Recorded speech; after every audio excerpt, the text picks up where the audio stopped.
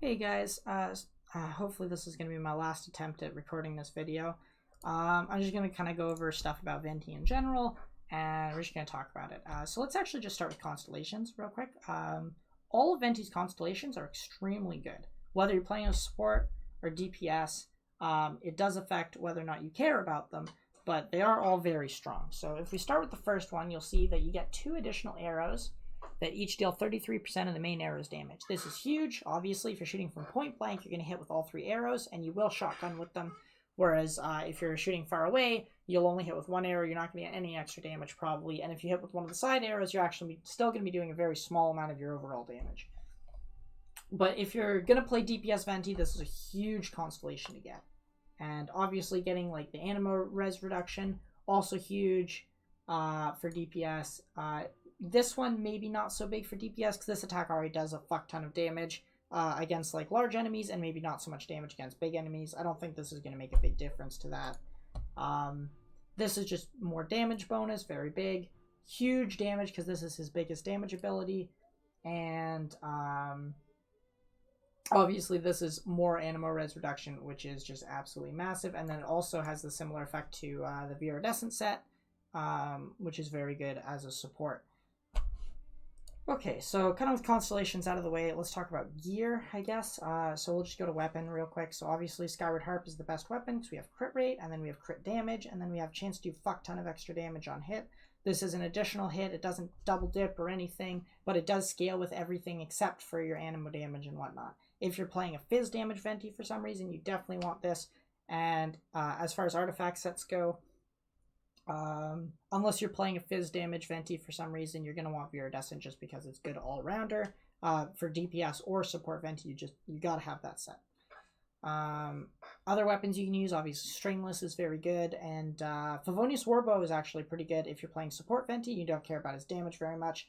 You just want to make sure you're popping those Qs to get everyone grouped, do that AoE stuff, and you just want that up as fast as possible. Favonius Warbow is not bad at that.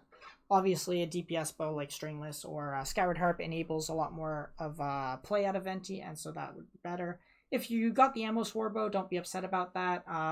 It comes with attack percent, I think. So you just want to replace attack percent on your timepiece with another stat like Energy Recharge or Elemental Mastery instead to compensate, to kind of spread out those numbers. And you'll need more crit rate caps. You might need a crit rate on your circlet or whatever. Okay, so we've kind of zoomed past all the gear, which is great because I don't want to talk about the gear. I kind of want to just talk about the numbers and then mechanics and stuff. So let's just pull up my little stupid chart here that doesn't mean anything because these numbers are scaled down drastically when you actually hit a monster, because monsters have these things called defenses and we don't know how those work. Right, so I'm not going to post this one in like I did with my other one in the Noel guide because, well, it's kind of finicky. It's not the greatest calculator. Whereas the other one, it was really easy to know what was going on. This one, the swirl damage multipliers and things are kind of scuffed, so I'm not super confident in this one. I'm not going to put it up unless people start asking for it, and I have a feeling that's not going to happen. Right, okay, so this is what we care about here. And obviously, we want crit as our main stat on our circlet, for sure. The main stat that we want here is ideally crit damage, assuming we can hit that 80% crit cap, which you can see isn't too hard.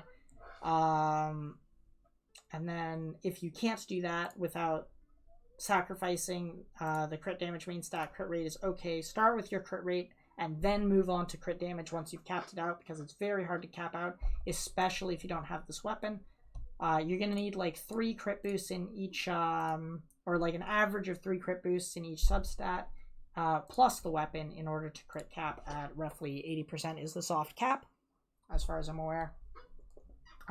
Okay, so I don't know why I have NA here. That was, oh, no, that makes sense because it's a feather, right? Okay.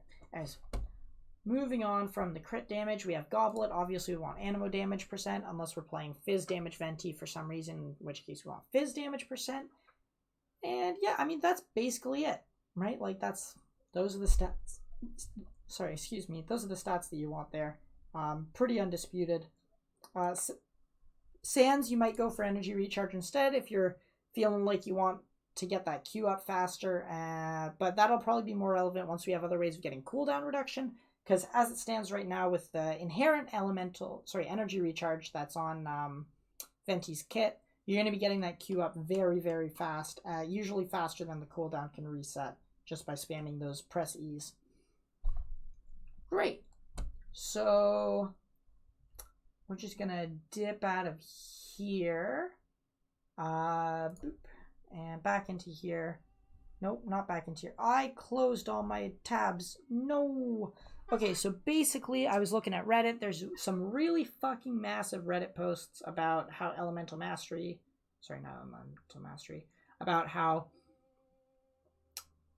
swirling works as a mechanic. There is a massive one about Elemental Mastery as well, and I would not bother taking a look at it if I were you, because unless you're a rocket scientist, that's just really hard to understand. They got a whole bunch of charts, whole bunch of like stupid crazy formulas, and it's too much information and not enough conclusion for me.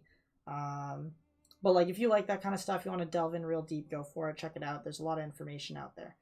What is important though is if you check out the wiki page for swirling, you'll find out some interesting stuff. Highly recommend doing that. I'll just kind of summarize some of the things real quick. So if you affect an enemy with pyro, right? If you set fire to an enemy, it is on fire. If you hose an enemy, right, it's gonna be dripping wet.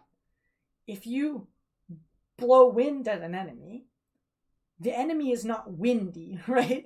So when you use animo damage, you're not gonna affect the enemy with animo.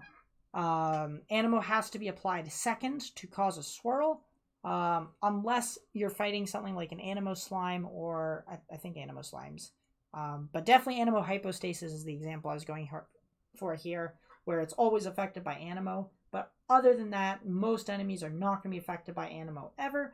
If you want to swirl, you have to hit with the animo afterwards, right? Okay, so with that out of the way, the elemental reactions caused by swirl can also cause elemental reactions. So what I mean by this, if the wiki describes, like, if you have a Hydra affected enemy and an Electro affected enemy, and you use Venti's E or something on both enemies, right? You'll proliferate each effect to the other one. So what's going to happen is you're going to do swirl when it hits the Electro affected enemy. He's going to take more damage. Swirl when you hit the Hydra affected enemy. He's going to take more damage. Then the Hydro is going to get proliferated to the Electro guy, and the Electro is going to get proliferated to the Hydra guy, and then both of them are going to cause elemental reactions with the attribute that's on them, and they're both going to be Electro charged, because the Hydra is hitting the Electro and the Electro is hitting the Hydra. So you kind of get a lot of extra value out of having more elemental reactions happening, which is why Elemental Mastery is a pretty good stat on Venti. But Elemental Mastery has like this kind of diminishing return. There's almost double diminishing return to it, because the amount of swirl damage percent or whatever, like all your damage percents that you actually get are lower the more Elemental Mastery you have. And then the more invested in one stat you are over getting separate damage multipliers, the less effective that stat is compared to other ones that you're less invested in. Right. And so I think one of the last things I really wanted to touch in here on is double dipping with swirl. So you cannot double dip with swirl on crit, but never fret, crit is still good, because the swirl damage you deal is based on your initial hit, which does scale on crit. So even though your swirl itself cannot crit, it will scale based on the attack that did or did not already crit. Yeah, I think I more or less covered most stuff I want to talk about here. I guess we'll just talk about my Venti for the next minute, so we get that 10 minutes for YouTube, because YouTube hates showing my videos to anybody. So my Venti here right now, right, AR45, right? Talents, I've gone ahead and I'm focusing on Venti's E. That's the play style I want. I want charge shots, I want his E, and then, yeah, I'll use his Q to, like, group people up, but mostly I want the big E damage, right? 27k crits I'm hitting right now with his full charge E. But yeah, you're going to see that I've leveled up all the talents. If you haven't been leveling up the talents, this is a huge damage increase, very important. I made sure when I got Venti, I got the first Constellation. If you got Venti and you didn't get the first Constellation, or you didn't get Venti, and you fucking want Venti, don't worry, they'll probably bring him back later at some other point in time. Usually games don't just remove these things permanently from the game. They just want them to be time limited, so they'll only be here for a certain amount of time, but they usually come back later, and there are usually other ways you can get to get those Constellations and things like wildcard Constellations. I'm sure they'll add them eventually when we have a larger pool of characters in the mix. So don't worry if you can't get them right away. The whole point is that these are going to last you a long time. You don't want to be getting these right away because this is stuff you're going to be working towards in the game later. Great. So, artifacts. Let's take a look here. I have a really weird artifact setup. So, I have this really nice feather I got the other day. I don't have a better feather, so I gave him this feather because the feather has fuck tons of crit stats on it, and that's very helpful for me right now. Both of these started with an initial high crit roll, and they rolled good crit rolls all the way through. Sadly, it did start with 3 stats, and we did add defense, but because all the boosts went into the other stats, yeah, I've never gotten a better feather than this, and it might be a while before I do. So even though it's wrong set, I'm using this one. Normally what I'd suggest is that you get your set pieces for all the other ones, right? And you want your goblet to be the one that you want offset for. And that's because trying to get a goblet with the correct main stat of animo damage percent, in this case on the same specific set, is very difficult. Whereas it's a lot easier just to get a goblet that has that stat and put it on. And you'll see I'm still stuck with this right now. And the reason I haven't bothered to replace this and then switch out my feather for this viridescent feather that I have is because I don't have a single goblet with animo damage percent 5-star. Not one. And I probably could be using one that is 4-star. Yeah, I have one here. I could use this, but I don't want to go through and enhance another one. Like I'm at AR45, which is the point where you want to start farming 5-star artifacts, as opposed to AR40 when you want to be farming and focusing on 4-star artifacts. Don't go for 5 stars at AR40. If you got one, it's nice, but like don't go for them. You're not going to get your full set of perfect main stat artifacts, let alone substats. And so we're just holding out for now until we get a better one, now that I can farm them. And yeah, crit damage hat. I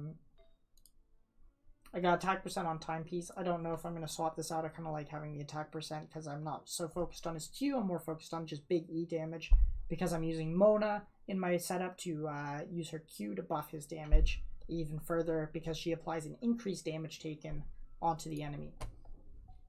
And yeah, I think that's about all I wanted to go over here. If you have any questions, I will definitely answer them in the comments below. Yeah, have a good one, guys. Catch me on stream at twitch.tv/VentiMain.